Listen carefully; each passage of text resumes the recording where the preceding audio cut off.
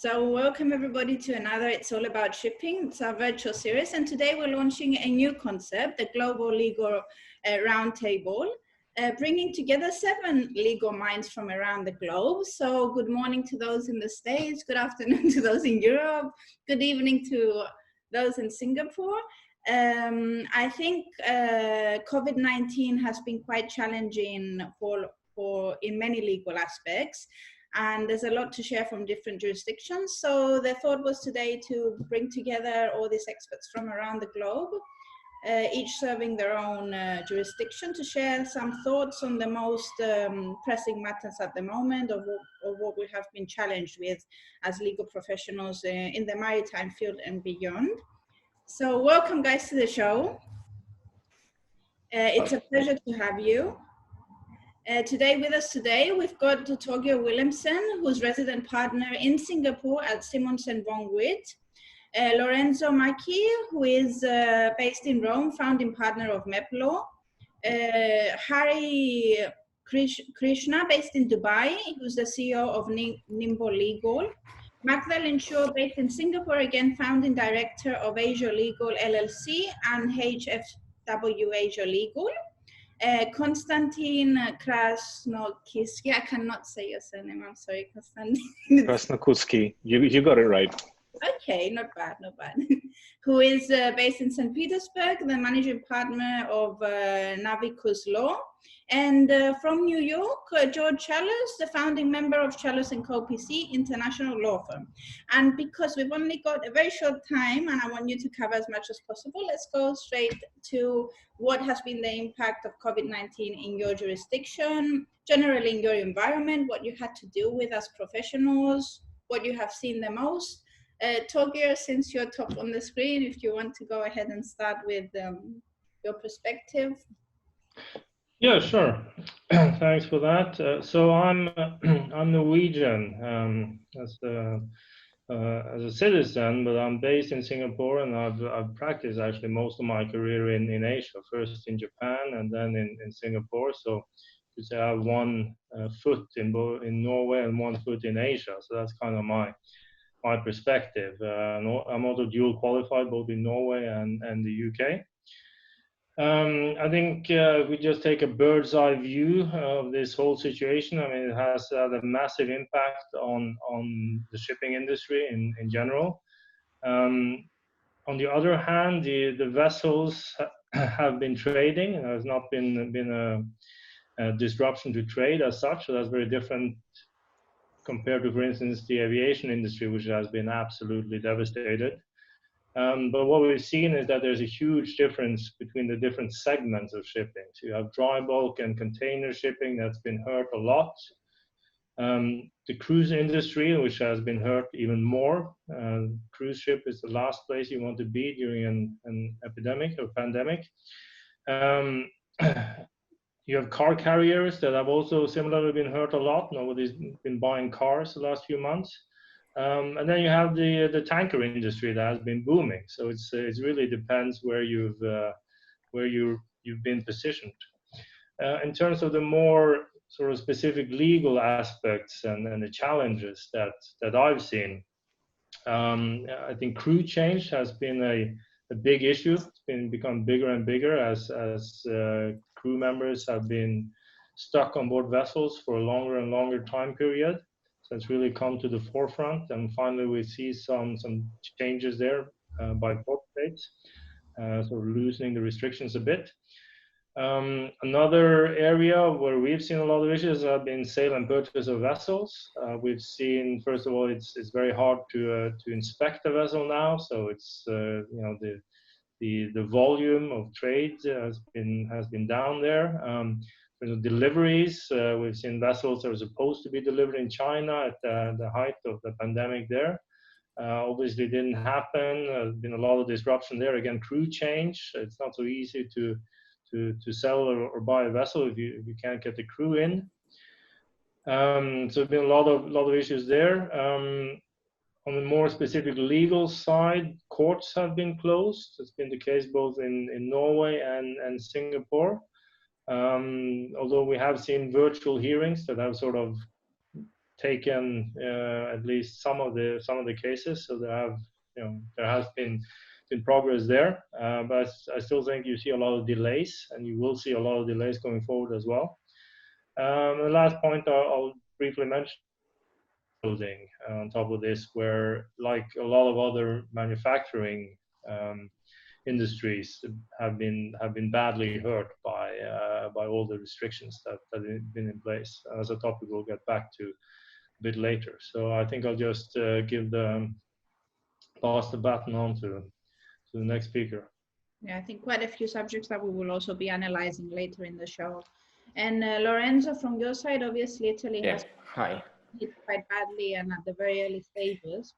Yeah, Italy is where COVID-19 come first after China, of course. And as mentioned before, Torgeir, all the supply chain and the shipping industry face really severe issues. Just this morning I was reading some numbers, and almost a reduction of 95% for cruises, and container ships reduces operation around 20% in the port of Genoa and Savona. Bulk is around 45%, but apart from number itself, the situation in the logistic and the transportation industry is really dramatic. And in terms of work, we see most, especially request of assistance for non-judicial activity. And as we go in deep later on, in terms of early termination of contracts, frustration, force majeure, and so on. Courts have been closed as well. So we are we're doing hearing remotely, but at this time there is not a lot of new litigation going on, and we will expect a big amount of litigation, especially in terms of termination and frustration, starting from September. So this is pretty much Italy. I try to keep it concise. Thanks. Thank you very much for that. Harry? Thank you. Here I'm based in the U.A.E. I live in Dubai. Here the impact, the general impact has been serious. Everything's shut down. We've just started reopening, but back in March, when we went into a full-scale shutdown, the courts were closed for about a month, and then they reopen remote caseworking. As far as the shipping industry is concerned, I mean, bunkering is huge here, and that slowed down because you can't send a bunker surveyor onto a ship when you don't know where it's come from. And we had pilots complaining, saying, okay, you're not allowing the ships to come in, but we got to go get the ship in. I mean, even if you don't allow the crew to come off. So there were those teething problems to start with, and there's been a general decline in volumes. We've got force majeure issues. Everybody says it's force majeure, but it's a contractual thing. So we've got people on the oil fields saying, their operations are disrupted. We have other people saying, no, there's no disruption because Saudi has not agreed to cut down production. So, I mean, largely from a maritime perspective, this is what we're seeing here. Excellent. And Magdalene, also based in Singapore? Well, this is hopefully our last weekend of so-called lockdown. In Singapore, it's called the circuit breaker. So in April and in May, most offices were closed, and you had to work from home and go out only for essential activities like exercise and to get food. 75% of the businesses are due to reopen next Tuesday because cases are down to single digits. What has happened in the last 2 months, apart from what Torgeir has already I won't repeat what he said, but there was a double whammy for the Singapore economy because Singapore is also quite central in bunker and oil trade, and because of the collapse of the oil prices, what my firm was and other maritime firms were very busy with in April and May was the collapse of a big-time locally based, locally born trader called Hin Leong Trading, and related company called Ocean Tankers. So lots of in-rem writs, lots of applications for moratoriums.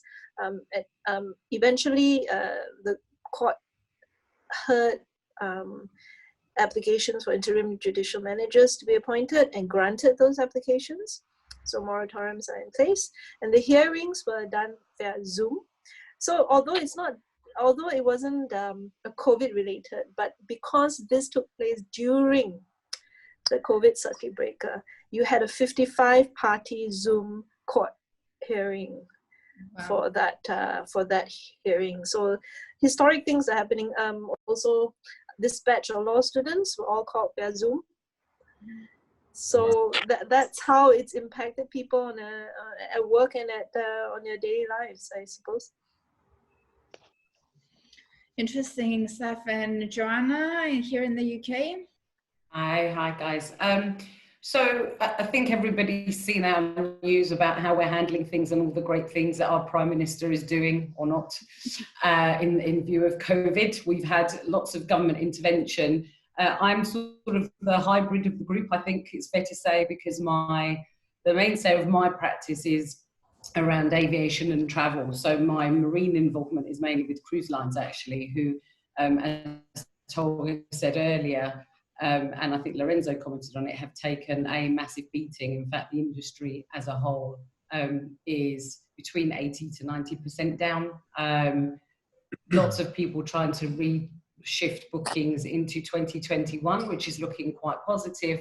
But at the same time, you've got really horrendous trading activity because they've got zero cash flow, and it's a case for survival at the moment. So in terms of the aviation sector specifically, it's been very difficult. The airlines, lots of airlines have sought government support. You may have seen Virgin in the press as well, looking for some form of bailout or assistance, but getting lots of kickback because of who the majority shareholder is, and a very well-known individual who's a billionaire, and lots of people having comments as to whether or not that's really what government support should be for. But the industry is going to take some time to recover. That's without a doubt. It will recover. It's a very resilient market across the sort of all the travel sectors, but it's going to take some time. We're now looking at quarantine measures in the UK, which you may have heard about. So as of the 8th of June, people coming into the UK will be subjected to a 14-day quarantine, which is again causing lots of turmoil, because there has been lots of discussion about the fact that this should have happened much earlier if we were going to do it, just as everybody else in Europe is easing out of lockdown. Whilst we've eased some measures, we're not quite there yet. So to do that as everybody is easing and then try to restart the travel industry, it's not going to work very well, because if you were going on a 5-day break or a 1-week break or just on business travel for 2 days, you don't want to come back and be stuck again for 14 days. So there's still discussions about that, and we're waiting for some clarity, but we've seen some huge impact here, not only to the industry, but to the economy. True, very true. And Konstantin? Hi, everyone. We're here in St. Petersburg. And of course, the COVID has affected the shipping industry, the Russian shipping industry, but not to that extent that it affected the retail industry in Russia. The shipping industry is coping with all the problems, well, apart, say, from cruise ships, because the border has been locked down and you can hardly travel abroad Russia during this time. So it's expected that there won't be any cruise ships in the nearest months. But we've been on a lockdown from the 19th of March until the 12th of May. And currently most of the restrictions are being lifted. But the practical difficulties that the ship owners encountered was crew change. It was difficult to arrange for crew changes, but the Ministry of Transport has had prolonged some documents for the seafarers whilst the restrictions for crew change would be lifted. Then there had been restrictions accessing ports, say for surveyors, and the courts had been closed down, but they've opened on 12th of May. We've already attended 3 court hearings, and the local maritime industry is coping with all the problems, and there had been postponements in shipbuilding contracts on the local yards, but again the restrictions are being lifted and shipbuilding is continuing. But the major problem was with lease contracts, and there had been an agreement that's entered usually between the parties to a lease agreement on splitting, on getting a 50% discount between the owner and the lessee. But we are expecting also a number of bankruptcies in the nearest future, and there had been complications with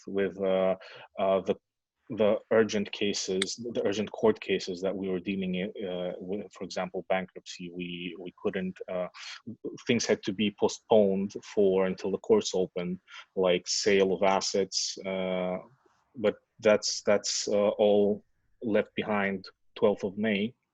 Now the courts work and things are getting better. Excellent. And George, you're based in New York. Again, one of the cities hit very hardly, especially through these times, still ongoing. Yeah, that's true, Gina. So the United States is a little bit different than many other places, in part because of its size, but in part because the response has been delegated to each state. So not a one-size-fit-all answer on how different states are responding to the issue, and of course the impact is not the same in every one of the 50 states. From a legal maritime law practice, it's been complicated.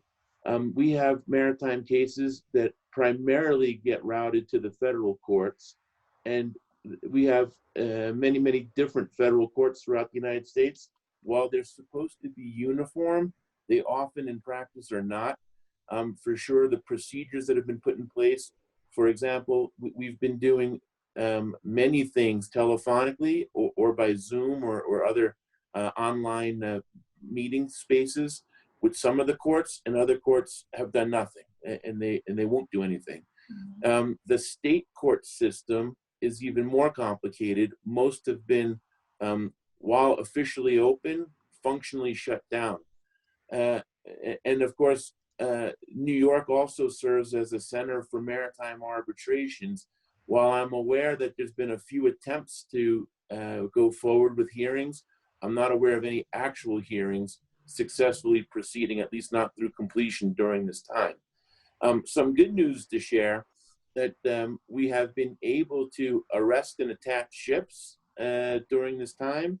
In fact, we had a very interesting story. We arrested a ship in Charleston, South Carolina, and were able to proceed to a judicial auction virtually, and the ship sold.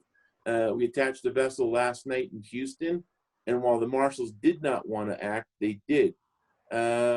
And we've even had in the arena of maritime criminal law, we've even had a chief engineer get sentenced over Zoom. It was a tip-off he would be getting probation, not going to jail, but it was fantastic that we were able to do that. So incredible stuff going on in the positive and negative way around the world. We have, as you kind of mentioned, become very reliant on technology, generally in working from home and attending conferences, seminars, and everything has gone virtual. How do you feel the maritime industry has been coping in this respect, like for virtual closings or hearings, etc.? Torgeir, if you want to share your thoughts on that. Sure. I think it's important to bear in mind here that the maritime industry is a 24/7 business, which is very used to having to adapt to all sorts of circumstances and changes. So in that sense, the industry is uniquely positioned to deal with something like the coronavirus. But on the other hand, it's still a very traditional and in many ways old-fashioned industry. And as we all know, the maritime industry has typically not embraced technology and digitalization as much as some other industries. So it's a little bit of a mixed bag. But I think, like in my experience here, it's really been a case of the former, where everyone has just rolled up their sleeves and gotten on with things. So business has been moving along in my experience. I think in terms of some of the technology that's come to the forefront here, what I hear from clients and contacts is, for instance, that there are more inspections now that are done remotely by class societies through drones and other means. That's something that's the technology existed before, but then suddenly it becomes extremely relevant. I think some of the same things we've seen with 3D printing, with a lot of supply chains being disrupted, and suddenly it's a godsend if you have the ability to print parts yourself, for instance. Another thing that you mentioned and that I've had personal experience with has been virtual closings. I think again, like the maritime industry is quite old-fashioned, and if you want to buy a ship, then typically you meet up in person, right, with your original documents, and you sit down around the meeting and you kind of hand everything over and you sort out all the last issues and sign the documents, and then you go for dinner. And that's not been the case now. So personally, I was working on a sizable sale-leaseback deal involving Singapore, Norway, and London.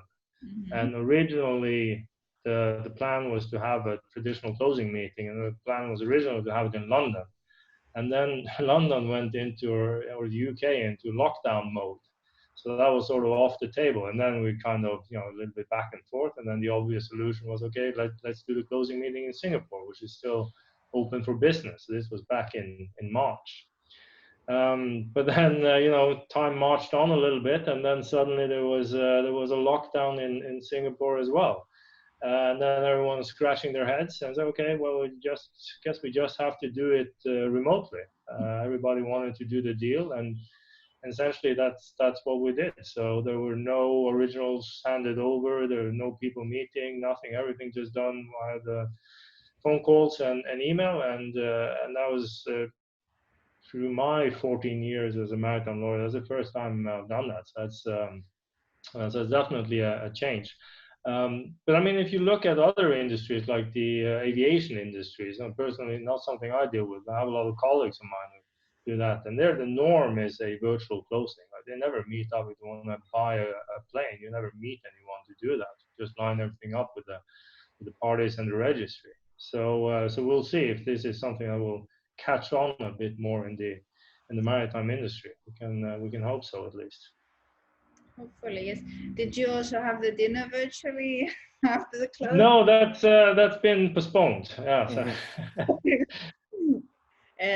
George, you mentioned a few initiatives taking place in the States in respect to, going virtually and sentences and everything. If you would like to, make some comments on that, how it is in effect, is it workable? Do you think? Have you seen any challenges in this respect? Yeah, well, it adds another component or another dimension to quote unquote the game. We have a large commercial litigation matter that's pending in New Jersey, and it's within the state courts of New Jersey. And in that matter, there was a special discovery master who directed the parties to proceed virtually, with depositions and inspections and things along those natures. But the witnesses some have been able to participate and some have refused to participate, citing lack of technological knowledge or lack of a high-speed Wi-Fi signal or lack of a home computer. So there's been some challenges and some gamesmanship that we hadn't seen before. I mean, traditionally, you set a date, you come to the office, you sit down, and you do your depositions. It's a little bit more complicated. As a matter of a comment or a part of this that's been kind of fun, there's been at least 2 or 3 courts that have had to address lawyers for participating in online conferences or hearings, and they've come in inappropriately dressed. There was one about a lady that came in her nightgown. Interesting. Okay. Sorry for jumping in, but that happened in India too. A lawyer walked into a court, well, a virtual court hearing dressed in an undershirt. Got thrown off, obviously. That's an interesting aspect of things. Konstantin, I think you wanted to add a few stuff on that also. Well, we've been having court hearings, and the only way you can get admitted to court is if you're wearing a mask and gloves. And then there is a big distance between you and the judge also wearing a mask, and you hand over the documents. It appeared practically very difficult to touch the pages in gloves, but you hand over the documents to the secretary and she hands it over to the judge, and everyone is wearing masks, sweating. It's lawyers aren't used to attending court hearings and speaking in masks, and the judges always say, speak up, I can't hear you. But since the 12th of May, court hearings, the courts are open, the commercial courts are open. And well, it has been in a way interesting in this new format, and we've been handling oil spill cases, and we have an hearing upcoming in about 2 weeks, and we plan to bring in witnesses, 2 or 3 witnesses. They will be also wearing masks and giving their testimony. So the Russian court system allows for online hearings, but it's overbooked, and whenever you apply, typically you get a reply that, sorry, this time is taken. because technically you can do it technically, but it's a limited option that you can exercise. But basically, during the lockdown that we had from mid-March till mid-May, things got postponed, like the closings with the ship sale and purchase, ship registration. Basically, during the 2 months of the lockdown, we've given advice, and then the courts would postpone the court hearings themselves. I mean, you wouldn't even have to apply to court to ask for postponement.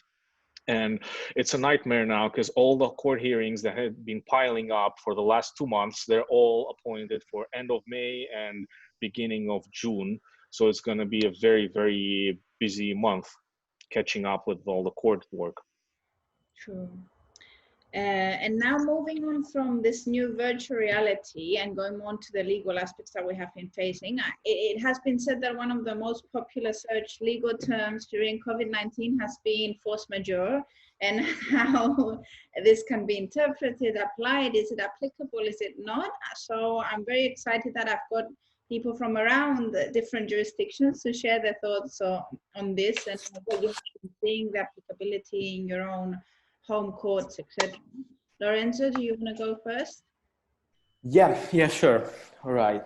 Okay, as you said, force majeure, hardship, and frustration are really discussed nowadays. And from my perspective, I can, and from a civil law lawyer, I can say how we can see how the concept of force majeure applies to the Italian law. So first of all, and this will seem a little bit weird for the common lawyer, under Italian law, there is no definition of force majeure. However, the Italian Civil Code states in very general terms in what circumstances the debtor is exempted from liability for failing to perform its contractual obligation. So under Italian law, there are 3 sets of rules. And by reading together these articles, these rules, we have the concept of force majeure.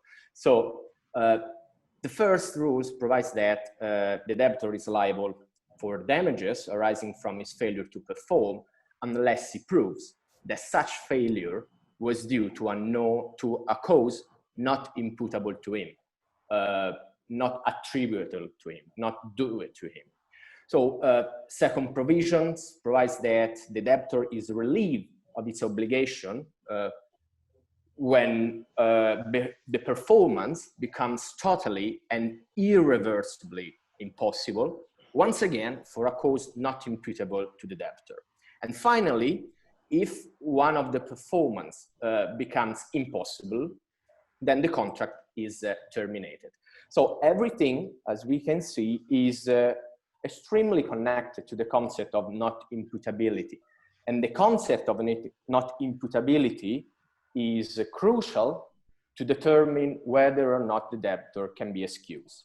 So when we have this not imputability according to Italian law, when there are circumstances which are extraordinary, unforeseeable, and beyond the debtor control. And of course, that not involve the debtor negligence. So, conclusion, it follows that if the contract is governed by Italian law, it's not necessary that there is a force majeure clause or a clause to that effect. So for a party to be relieved from its contractual obligation, it would be sufficient to prove the happening of an extraordinary, unforeseeable, and unavoidable circumstances, which therefore constitute a cause not imputable to the part, and therefore a force majeure. And the court, from case to case, from time to time, will have to assess this. So if I have a couple of minutes more, do I? Do you? Well, if you can keep it as short as possible, it would be great. All right. To cover. I would like to. Okay. I knew when I brought 7 lawyers on the platform, it was difficult. I knew. I would like to show how the impact that this has in the containerization in the contract of carriage of goods, but I will keep it for later. Okay. Harry? Thank you. We have an interesting situation here in the U.A.E. and the wider GCC, where the legal systems of these countries, with the exception of Saudi Arabia, are based on civil law. Their civil codes are based on the Napoleonic Code, which came here by way of Egypt. At the same time, you have most commercial contracts being entered into under English law, especially in the maritime industry. I mean, where most contracts are governed by English law. So you have the civil law expectations, as Lorenzo just mentioned. I mean, the civil codes have various provisions that say, well, act of God, etc. So culturally, there's an expectation that if something's not going right, well, yeah, it's force majeure, right? But on the other hand, you have very clear contractual terms that say, contracts governed by English law that say, well, there should have been a direct effect on your ability to perform your contractual obligations, etc. You should have tried to prevent it, and so on and so forth. So we've got this big cultural divide here, where we've got the civil law expectations on the one hand, and then the common law contractual environment on the other. But our experience has been quite a lot of these force majeure declarations are just opportunistic. But equally, I mean, there are some contracts which are impossible and near impossible to perform. We've had retail industry closing. We've had the automobile industry basically shutting down, or automobile sales. So air travel's been closed. I mean, we've just reopened the airports, about a week ago? Yeah, exactly a week ago. So in this environment, for force majeure to us, it's the starting point is, have the parties really understood their contractual position, or is this just a cultural shortcut saying, I can't do this, so I'm just going to say it's force majeure, or is it a genuine difficulty? And that's something we're seeing every day.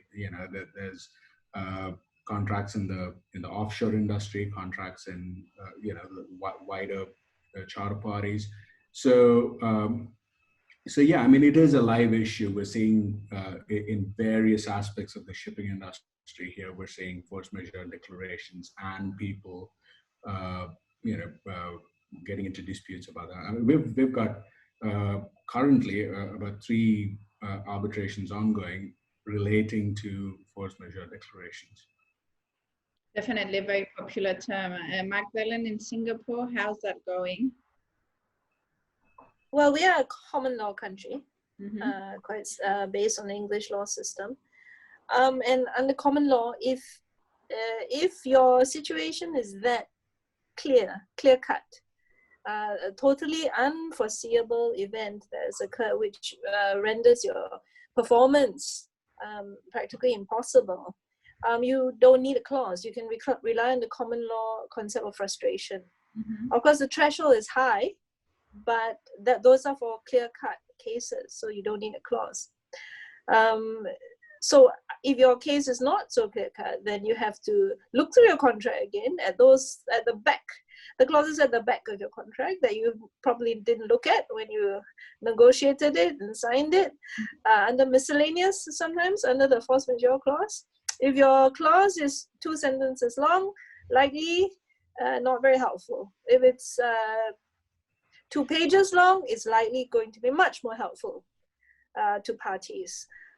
We can, I mean, if we have time later, we can talk about tips on how you would, what is a good force majeure clause.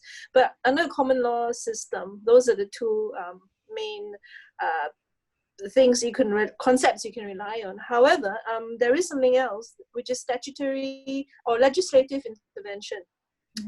in black swan, in the case of black swan events like we have now, the Singapore government is not leaving it to common law. It's not leaving it to courts, because the court follows the dispute, follows the commercial activity and the disruptive events. So the Singapore government has proactively enacted the COVID-19 Temporary Measures Act, which is in effect a statutory moratorium on performance obligations and on taking action for non-performance until middle of October. So even if your contract was entered into within a certain time, obligations were supposed to perform within a certain time, but you can't. You have to serve what is called a notification on the other party. And no action can be taken for breach until the middle of October.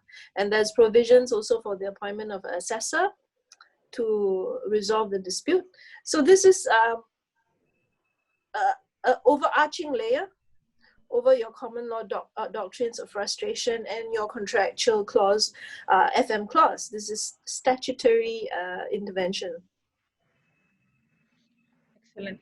Joanna, your perspective could also be, quite interesting here, since you've got a wider spectrum from dealing from aviation travel in general. What have you seen from your side? So the main issues we've seen, everything Magdalene pretty much said applies to us in terms of force majeure as a common law jurisdiction and frustration. The one thing that we've seen, apart from it being everybody's new favourite term, is in some cases, those force majeure clauses where they do exist, and there's lots of contracts where they're not even entered into and put into the drafting, but where they do exist are sometimes not fit for purpose, don't take into consideration the actual circumstances of the contract. I've seen lots of what I would call cut and paste DIY drafting, where they take something off the internet, dump it into the contract to make it, whole, if you like. But lo and behold, the minute we have a problem, they go to this clause and it doesn't even make sense. So it becomes unenforceable. And then we have got the issue with a lot of suppliers arguing, either force majeure or frustration, where those clauses don't exist. And what we've entered into is a period where we've got, particularly in the travel sector, I would say, where you have obligations, if you're a package travel organizer, to refund your customers for essentially force majeure reasons. They call them unavoidable and extraordinary circumstances. But those suppliers don't necessarily have that same obligation to refund the package travel organizer, for example. So you have a situation where customers owe money, the suppliers such as the hotels or transfer companies, car hire companies are saying, I don't need to give you the money back. That's not what our B2B contract says between us. So we've ended up with lots of disputes and unfortunately, in some cases, the sensible nature of those commercial discussions that you should be having have gone out the window because everybody's trying to preserve cash. So the one thing that I'm saying to people at the moment is, okay, we are where we are. You may or may not have resolved your situation specifically, but what you should be doing is now taking that time to look at your supplier agreements, have proper drafting clauses in place for your protection that are fair and equitable for both of you, but that don't leave one of you high and dry if this was to happen again. And going forward, of course, you may not be able to rely on a pandemic as a force majeure reason going forward. This is the other thing that's being discussed here, because now, how unforeseen is it? We've had it now, it's been going on for months. We may not be able to rely on this in future. So lots to think about there as well. Exactly, very well in point, actually. I think we no longer can consider it an unforeseen event, so that we have to find another popular term going forward to use. Konstantin, yeah. I'm sure we'll come up with something. We're very creative as legal beings. Konstantin? I just wanted to add, well, the regulation in Russia is similar to what Lorenzo said about Italian law. Well, there is no basically legal definition. The law does not operate with force majeure, but the civil codes provides that a party can be relieved from liability if there was an event which was an extraordinary, unforeseeable, and unavoidable.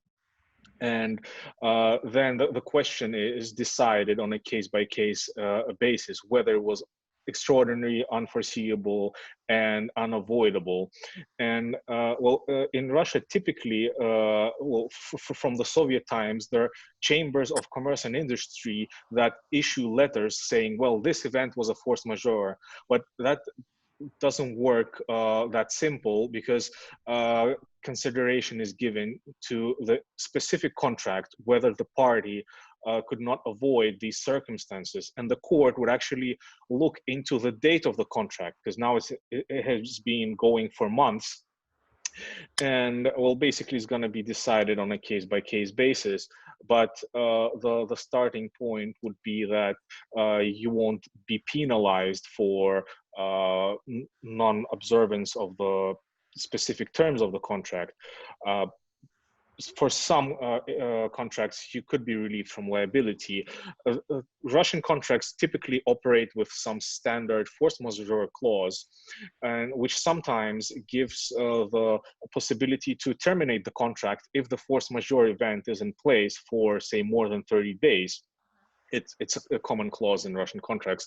But again, the law provides additional protection when you can apply to court, asking the court to terminate the contract or to have the contract amended, because you have to show that you would never conclude that contract if you would have foreseen that there could be a long lockdown and you wouldn't be able to perform your obligations.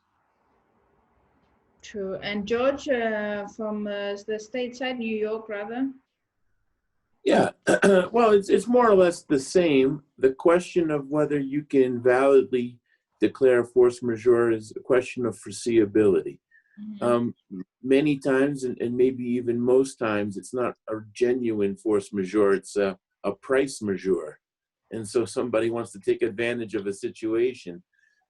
We've seen a lot of situations in the last 2 months or so that well, it's a complicated mix of legal issues, but we've seen a lot of the tankers that were intended to come and berth in the U.S., either the U.S. Gulf or U.S. West Coast, but all of a sudden you can't, because there's been a lot of problems with bringing new supplies into the terminals. So now the ships are being held. Well, we see owners and operators claiming force majeure for their next employment for the vessel. And I'm not sure it's going to work or not, depends on the facts.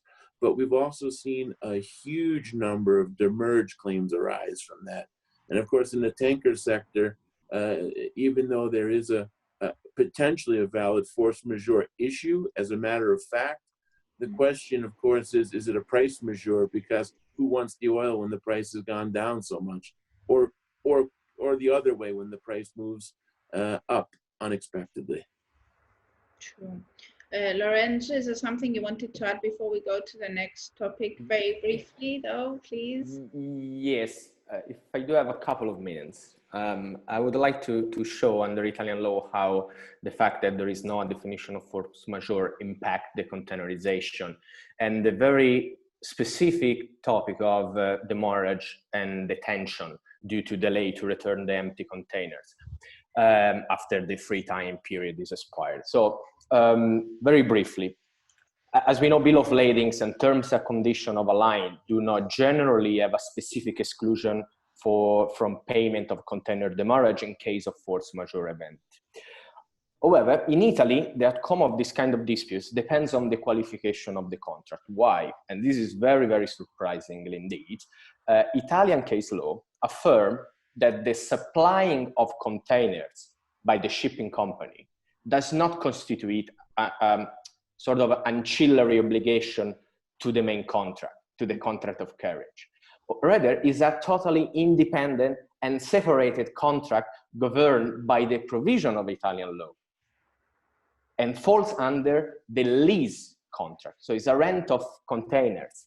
So what's the consequences? Even though the contract of carriage is governed by the bill of lading, the terms and conditions, and then common law, and then so on, the merchant, because the contract of supplying containers is a contract of lease, the merchant, shipper, consignee, may rely upon the provision on the Italian codes, as I mentioned before, and be excused to pay a penalty if it proves that the delay of returning the container is caused by an extraordinary, unforeseeable, and unavoidable circumstance. I know that, in my opinion, this is totally non-commercial oriented approach taken by the Italian courts, but this is now a very, the Supreme Court is taking these two contracts completely separate, and this is a very big impact. Sorry for just. It's very interesting. Thanks for sharing. Yeah. Well, Torgeir, I understand also you have seen, we mentioned before, obviously, because of delays, we had to go to virtual closings, but physically shipyards have also been closed, which means delays in shipbuilding contracts and that kind of stuff. Would you like to share any experiences you've had, any advice in this respect, as I know you do some work on that part? Yeah, sure. I think this is kind of building a bit on all the experiences that were shared regarding force majeure. So I think what we've seen in the shipbuilding industry is that, like many other businesses and manufacturing industry businesses, a lot of shipyards have had to close temporarily as well. So that was certainly the case in China during the height of the pandemic there. Certainly been the case here in Singapore during the circuit breaker lockdown, not least because most of the cases of infection among foreign immigrant workers, so typically the people who are building and repairing the ships and the rigs in Singapore. But then you have other yards as well who may have been open in other countries, but the supply chains have been disrupted, so that goods and machinery and so on has not arrived on time. So there's been knock-on effects and delays. And then lastly, you've had all these travel restrictions that we mentioned before, which is a big problem for suppliers to vessels and rigs, because typically they supply the goods, but they also supply the experts to supervise the installations. I mean, that people typically from Europe, Japan, South Korea, and so on, where all these things are produced, need to go on site, and that has simply not been possible over the last few months. So what has happened here is, of course, all the shipyards have looked to their force majeure clauses in the contracts, and typically for cross-border international shipbuilding, English law is the standard. So as has been mentioned already, you need to have it in your contract if you want to rely on force majeure. But your typical standard shipbuilding contract will have clauses to that effect, and most of them will cover the issue of a pandemic. So I think most shipyards are covered in that regard, which of course have forced them to give a notice of delay and invoke the force majeure clauses, and a lot of those notices, which eventually will allow the shipyard to have a permissible delay under the contract.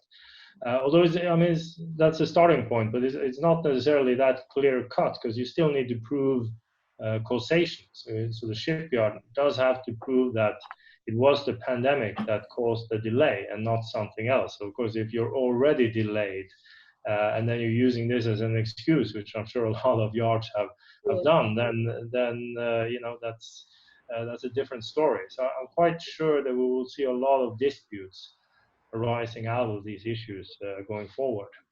But then you have the other situation, which I can share a couple of anecdotes, which is the buyer's situation in all of this, because the buyer doesn't have a force majeure clause in the contract. That clause is for the benefit of the shipyard. But the buyers have also been affected by this pandemic. So we've seen, for instance, one case in China where as the number of cases were rising quickly there, this was back in, say, January, early February, the site team packed up a foreign buyer there that sent all their people out of China, essentially, for safety reasons. But the yard didn't close down because the yard was not in an affected area, so they were still building, and they just sent a notice of sea trials that were upcoming. But the buyer didn't have any people there to attend the sea trial, and again, no contractual protection really. And we have another client of ours, a case which I'm working on right now, where the client is building in Vietnam. And they were supposed to deliver the vessel in June, and that's been delayed. Again, the shipyard invoking the force majeure. So it's been delayed until the end of July, which is which is fine. It's probably, they do have a valid reason probably for using the delay provisions. But the problem here from the buyer's side is that Vietnam has very, very tight travel restrictions. Where like almost no one can get in. There's an exemption for foreign experts. But if you want to take delivery of a ship, you need a crew in place. Right? So you can't just sort of show up and take over the vessel. So the buyer is in a bit of a pickle here. So one thing is they can't send anyone from Norway because of Norwegian travel advice from the foreign ministry there, which has advised against travel, essentially any non-essential travel, that will probably be changed a bit so you can start traveling to neighboring countries. But it's not expected that that's going to, nothing will change in terms of Asia until end of August at the earliest. So no one from Norway is in a position to come to Asia to do the delivery, and their crew may be, be a challenge for the crew as well. At least they have to go much earlier and be quarantined for a period of time. And so far it's all kind of just a bit up in the air in terms of how to resolve that. And again, like the buyer doesn't have the force majeure clause in the contract, so they don't really have any contractual protection for a case like this. So it's interesting times and new issues that come up that people haven't thought about. For sure, and I think that the things that you mentioned, the challenges that we're facing, is why probably we'll be seeing automation and unmanned vessels initiatives being driven more fastly, but that's a whole different discussion. Joanna, you mentioned earlier that you deal a lot, obviously, with the cruising industry, and refunds, and the situation there has been completely chaotic. So maybe you can just enlighten us on the main issues, legal issues that you have been facing and consulting companies on. Yeah, so certainly within Europe, on the cruise side, we are stuck with the package travel regulations. Mm-hmm. So, because a cruise is a package within itself. And as I said earlier, the moment you have force majeure or unavoidable extraordinary circumstances scenarios, the regulations dictate that you can either offer alternatives or you have to give the customer a full refund without any compensation payable, which is fine.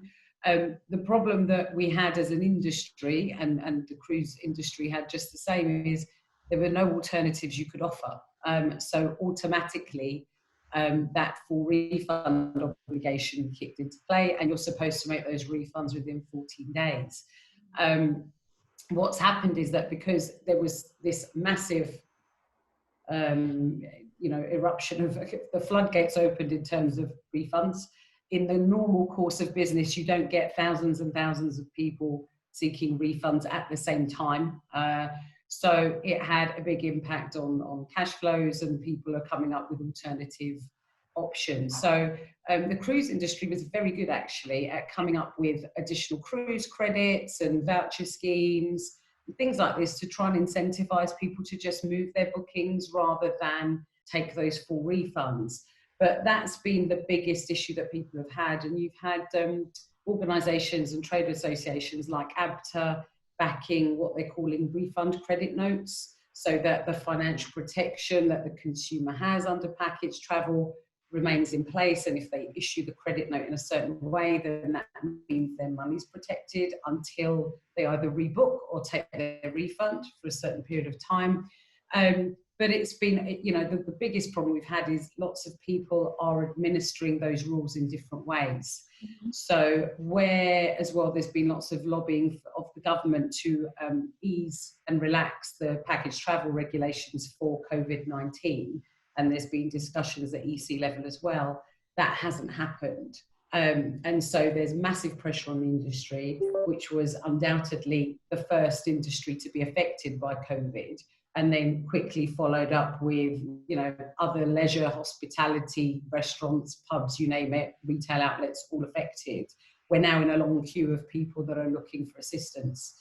So I think, as I said, the cruise industry managed that refund issue really well and have always been very good at giving customers options and choices and giving them, you know, added incentives. So that's been great, but there was a massive impact, especially when Trump suggested that nobody should cruise and banned, you know, US passengers, or suggested that they shouldn't take any cruises for the foreseeable future. It was kind of a, you know, hair-pulling moment because you just couldn't win. You couldn't win.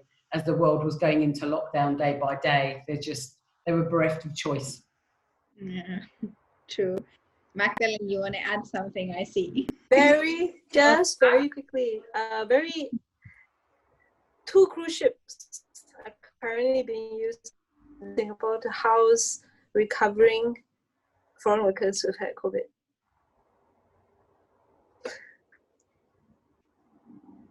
I didn't hear that. Sorry, the line went. Oh, sorry. Really?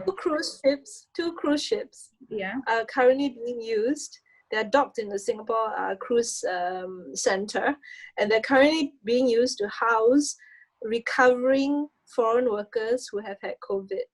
Yeah. So I've heard of other. Yeah. You're right, Yeah. Magdalene. There were other people that I'm aware of who were approached for the ships to be used almost like floating hospitals, if you like. Yeah. Yeah. As most of you, well, some of you litigate also, and we've also discussed what the challenges are at this current moment when we are facing the crisis with the mask or the virtual hearings or the dress codes, etc.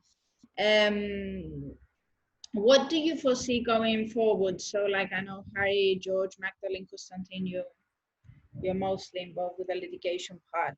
Going forward, how do you think that this will evolve, the situation? Harry, you can go first. You seem ready. I think George was ready, so Okay. you start, George. Okay, well, I don't think there's going to be a huge substantive change. I mean, the law's not going to change. Maybe some of the procedures in different courthouses might change a little bit. I think the big thing we're going to see is an increasing inefficiency in the legal system. And what I mean by that is because there's been basically no movement in both federal and state courts, there's a backlog that's growing. Now, you combine the backlog of ongoing cases with lawyers having nothing but times on their hands, and they're drafting motions and applications that the court's going to have to address at some point in time, which makes the problem worse, maybe exponentially worse. So from our side, I suspect that there may be a bump in alternative dispute resolution, ADR, whether it be mediation, whether it be arbitration, or just good old-fashioned commercial negotiation. Excellent. Harry? Thanks, Gina. We're having a different experience here in the U.A.E. For the first 4 weeks or so, from around March 18th to April 18th, we had everything shut down. But from the 18th of April, the courts reopened and started having remote hearings on Microsoft Teams. And that seems to be going quite well, and they're continuing to do that now. There have been some teething issues in terms of, not all judges are tech savvy, not all parties are tech savvy. And issuing urgent relief emergency measures, it's difficult to do when you can't really communicate the sense of urgency in person. So we've had those issues, but what we can see is there's no going back. Almost all the local lawyers I've spoken to say that virtual or remote hearings are here to stay. But as a result of how quickly we've had to start with remote hearings, so there have been missteps along the way. So as George was saying, going forward, there are going to be issues because we'll have to go back and fix the mistakes that were made during these 8 weeks. But overall, I think the general sentiment here is we're much better off with remote hearings. I mean, on the arbitration side, Dubai has been going in that direction for some time anyway. And we have the Dubai International Financial Center, which is a common law jurisdiction. And those courts have always had remote hearings. So for them, it's nothing new. And they've got judges from Singapore, from Malaysia, England, etc.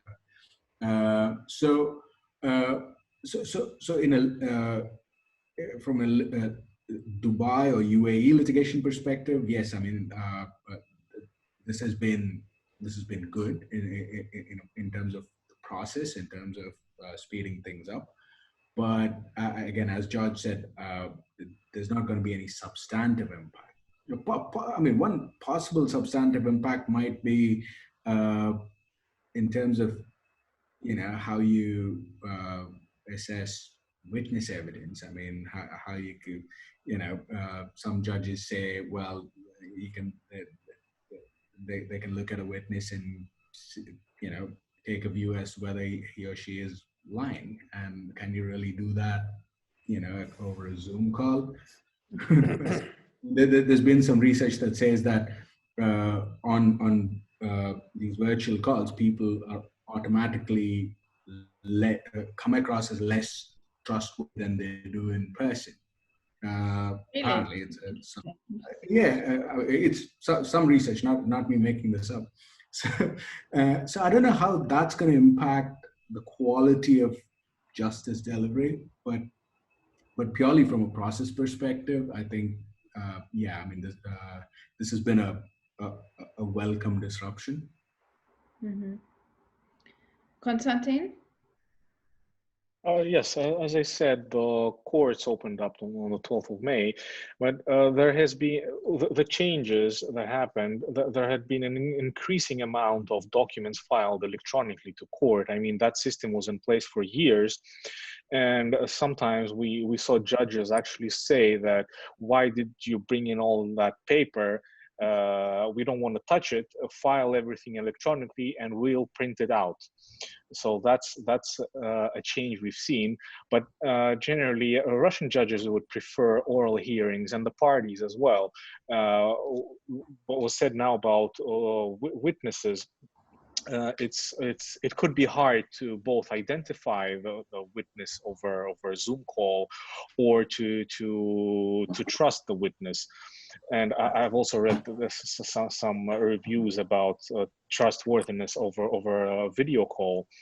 But in general, everyone is wearing masks and gloves entering the courtroom, and things are back as they were, apart from the mask again. And I don't see that this will create a major impact apart from the increasing amount of documents filed electronically, and maybe a slowly increasing amount of hearings by video.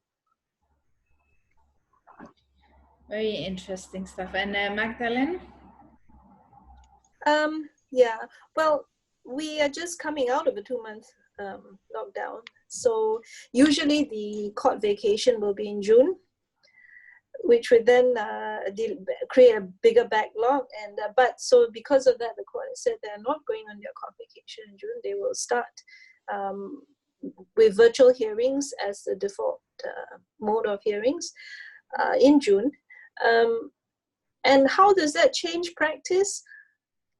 They do also restrict the number of lawyers from a particular firm that can attend a hearing. So I think that for your trainees and your third chair, you may not get that much court exposure, whether online or in person, because your partner will go and your second chair will attend, and the trainee or third chair gets to hear about it later. So that's might be something that's significant that might happen. Also, I agree with Harry, the SICC, the Singapore International Commercial Court, and the international arbitration practitioners here are way ahead in that sense, in terms of being used to virtual hearings and looking at getting huge amounts of documents online through emails on Dropbox. They're much way used to that. Our system here, we have been on e-filing for a long time, more than 15 years. So e-filing, everyone is used to that. But the flip side of the same coin is that everything that's filed is so secure that I'm not so sure that that the court officials, for example, when they're working from home, can do everything that they could do when they're in the court in a secure environment. So that also leads to delay. But I think next week in June, when we're not in lockdown, but the court is open, but it's just more virtual hearings, this will change.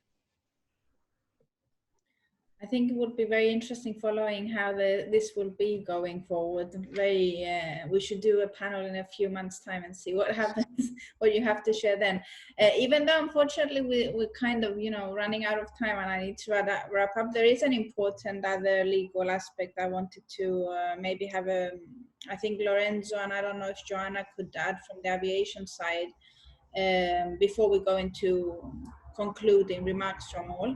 So another issue that has been coming up a lot from the legal side is state aid, obviously, and the way governments are supporting either the cruise industry or aviation, and the competition law issues there. I know in aviation, for example, Ryanair has been filing claims for other countries providing billion support funding to the aviation industry. And we have also seen in the US, for example, the government providing subsidies and funding for cruise lines based in the US, which unfortunately, even though most travel in the US, the companies belong to other jurisdictions. So maybe Lorenzo, I know you wanted to comment on that, and Joanna from her side, and anybody else that feels they can. Joanna first. Oh, well, I won't say too much, don't worry, because thankfully I'm not a competition lawyer. But I think the biggest issue, as we said earlier, there's always been questions over state aid, particularly in aviation and at European level. As you know, Ryanair is very litigious and they like to file claims and, where they feel that they've not had any support and others have. But you see it all around the world. And I know that the US announced a package of support for the aviation sector. I'm not really familiar with it, but they came out very early on. Here, the airlines have been encouraged to seek financial support from the government, but it's been done in such a way so as not to appear as though it's state aid. It is really about COVID-specific support to get through the period of time that we think it's going to take to resume normal service. More than anything, they have to be so careful of state aid. So that's about as much as I can say on that. But there are so many measures out there now at government level. Okay, if the aviation sector gets some support at government level, what about all the other businesses? The leisure and hospitality sector, retail sectors, everybody's going to need some form of help. So I think it's not a normal state aid situation, is what I'd say. It is really about surviving this period. Over to you, Lorenzo. Well, what I can show from the Italian perspective is what's happening with the state aid granted, or which is in process to be granted for Alitalia, the Italian national airline. You mentioned that it's a specific COVID-19 amount of money which is granted. Well, in Italy and for Alitalia is not like that. The last recovery decree provides for, in favor of Alitalia, the injection of 3 billion of euro with the setup of a new co entirely owned by the Ministry of the Economy, and the injection of 3 billion of euro. So basically it's a nationalization, once again, subject to the approval of the European Commission. Now, I have nothing against state aid, and especially in this particular period of time. However, the story of Alitalia is a little bit controversial, it's a little bit complicated. Over the last 30 years, Alitalia is facing financial crisis. And over the last 30 years, it's about to go bankruptcy. And over the last 30 years, very bad management occurred and has been badly administrated. And over the last 30 years, once again, Italian government injected capital, billions and billions. Now, 3 billion of euro in Italy is the same amount which has been granted for the entire education system for the emergency of COVID. So mine is just a question and just an, I don't have an answer. Having said that, probably this further state aid will deserve a definite, clear, and well-thought industrial and financial plan, without just giving $1 billion to save and to avoid the bankruptcy of the Italian airline, whilst in a couple of years, this money will be absolutely gone, and where there are many, many other sectors, logistic, shipping company, and cruise company, would also deserve a lot of $1 billion to recover from this. Sure. Very, I think that's it was a little bit political. No, it's good. I was just going to say, I think the Alitalia point is a very good one, because you're right. That is a business that has suffered for years with liquidity and profitability issues, and it's been on the verge of failure, or has failed on many occasions.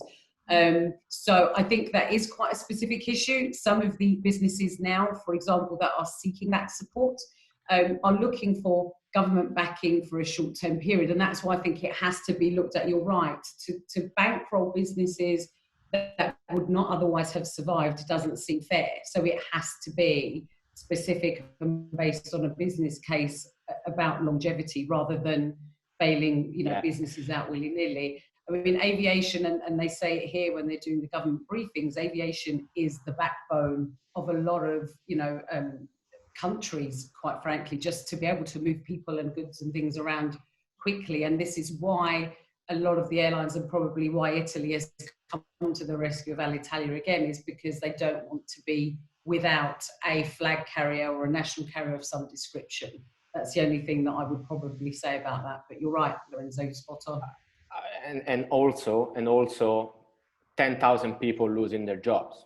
So because now Alitalia employs around 10,000 people. So I'm happy to, I think that Alitalia deserves to be saved, and money has to be put on that, but with a long-term and clear and definite financial plan and asset and management plan. Without that, it's nonsense.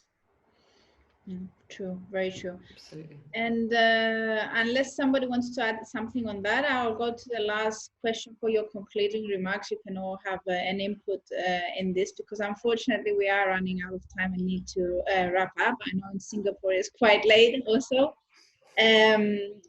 So a lot of legal issues out there, a lot of things changing, a lot of challenges. We touched upon the most urgent ones, I would say, that have surfaced.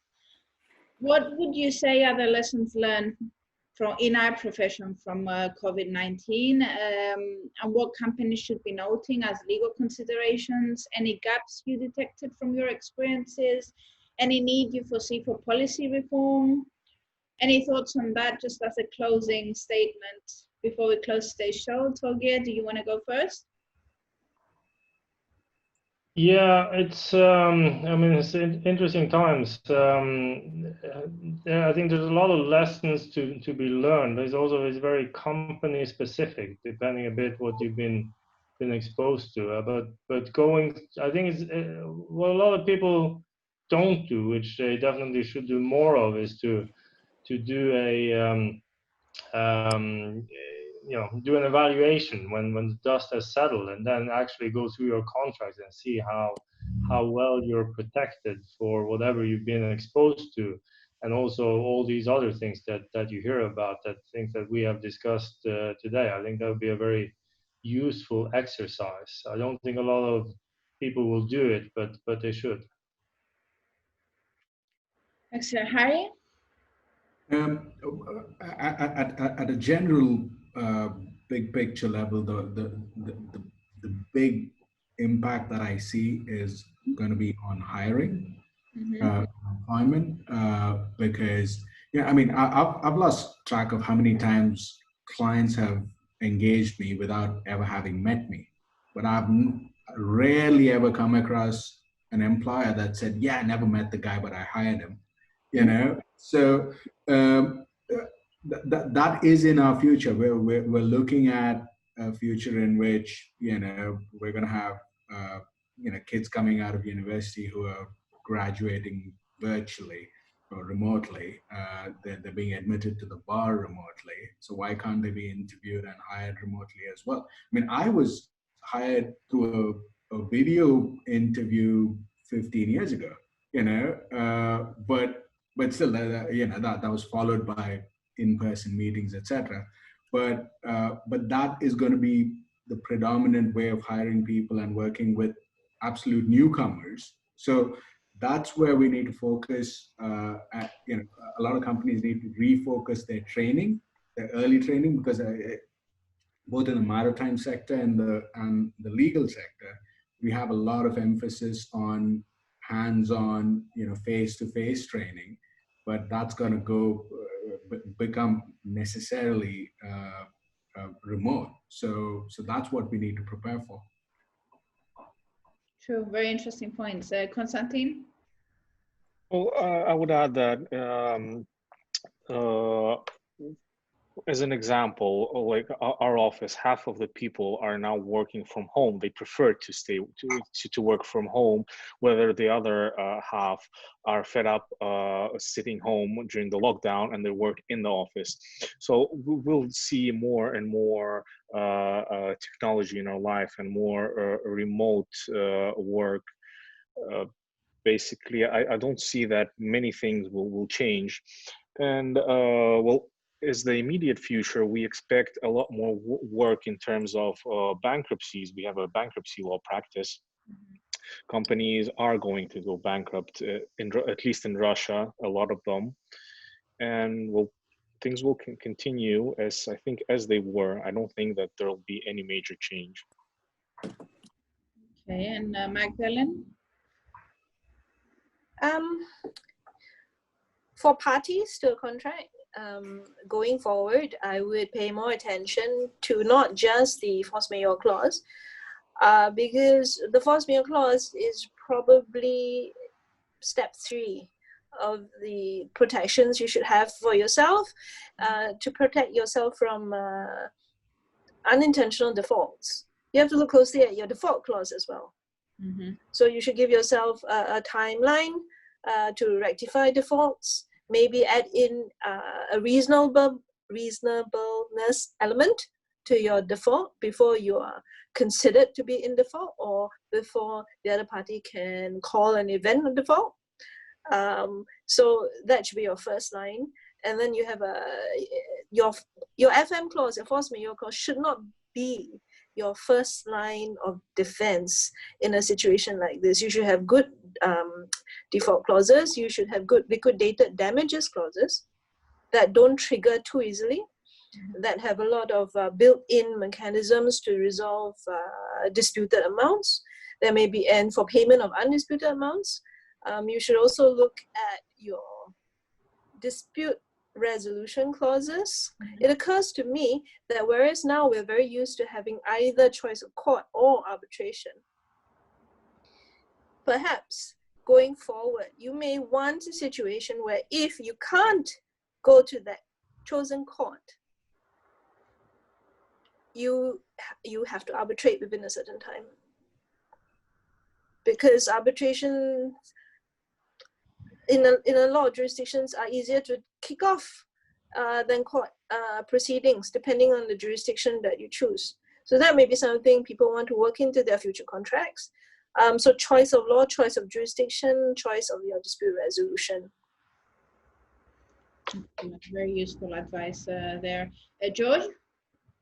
Yeah, so from this side, from a purely American perspective, I think we're going to see a lot of changes in the law business generally, and probably the maritime law business more specifically.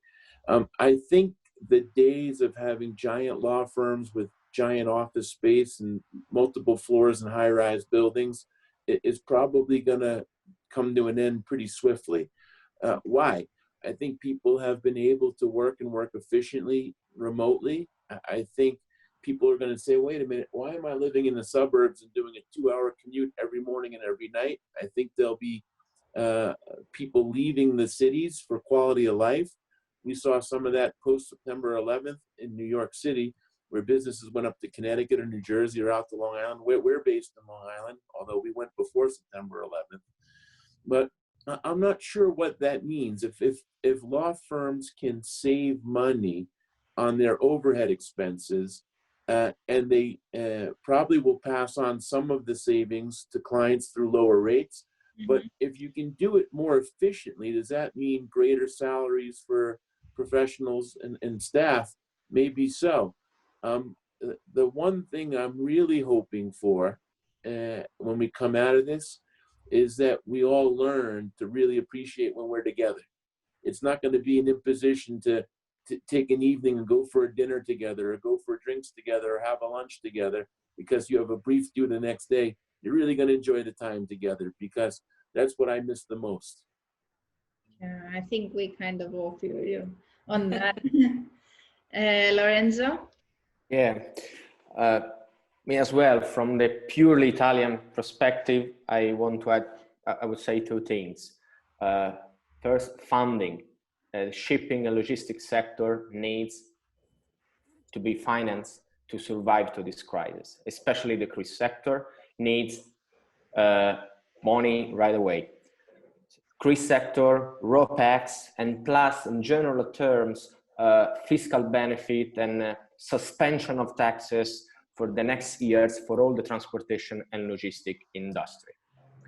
The second word is reform, which is the word which is on the mouth of Italian politicians over the last decades, but Italy needs infrastructural reforms to develop. Italy is a very privileged country in terms of its position in the Mediterranean. However, it cannot enjoy this position because it needs to develop an infrastructure network, which is the core of an efficient logistics system. Let's have a look at Germany, for instance.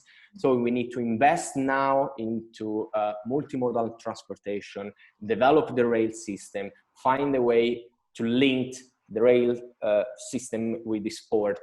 And this is, I strongly believe, what all the logistic and transportation and shipping industry needs in Italy. Let's take this moment to rethink logistics in Italy.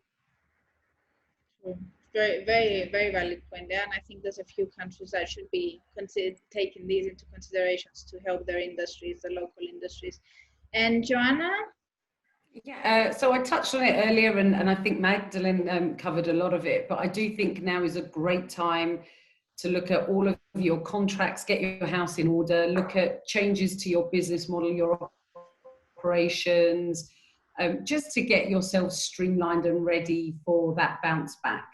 And I agree with George entirely. I think we all take for granted that social interaction. And I think everybody is missing that. I do agree that offices, I've already got clients actually saying they are looking to leave their offices permanently and just have smaller hubs and remote working spaces, because it's a huge cost saving, particularly with the recovery process we're going to have. But I think you will never ever replace just that human level of interaction. So what I'd really like is for everyone to stay positive, because there will be a bounce back. I think we're going to hit pretty hard on the ground before we bounce. But, you know, I think we've got it in us to keep going and be ready for it. For sure. I think one thing for sure is that the shipping industry is a very resilient industry, and we as humans are very resilient. So hopefully maybe this legal roundtable in, well, I won't say months, but maybe at some point we can have it over a proper dinner table. Yeah. So unfortunately, guys, even though the discussion is very interesting and surely there's like a million other things that we could touch upon, we have to wrap it up here, already gone over time. Thank you very much for being with us. I know for some of you it was hard due to the time, so thank you very much. I appreciate it. I think it was a very fruitful discussion. Torgeir, Lorenzo, Harry, Magdalene, Joanna, George, Konstantin. It was a pleasure hosting you on It's All About Shipping. Thanks for arranging Thank you, this. Gina. Thank you, Gina. Yeah. Thank you. Thank you. Pleasure was ours. And we'll be back with you in a couple of weeks with the Maritime Next Steps 2020 series. Stay tuned. That was Gina Panayiotou from It's All About Shipping. Bye. Bye.